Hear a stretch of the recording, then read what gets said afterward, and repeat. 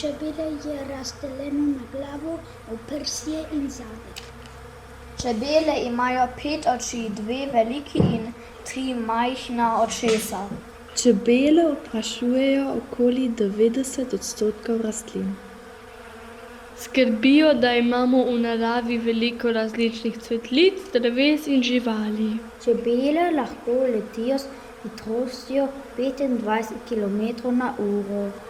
Sporazumevajo se s čebeljim plesom.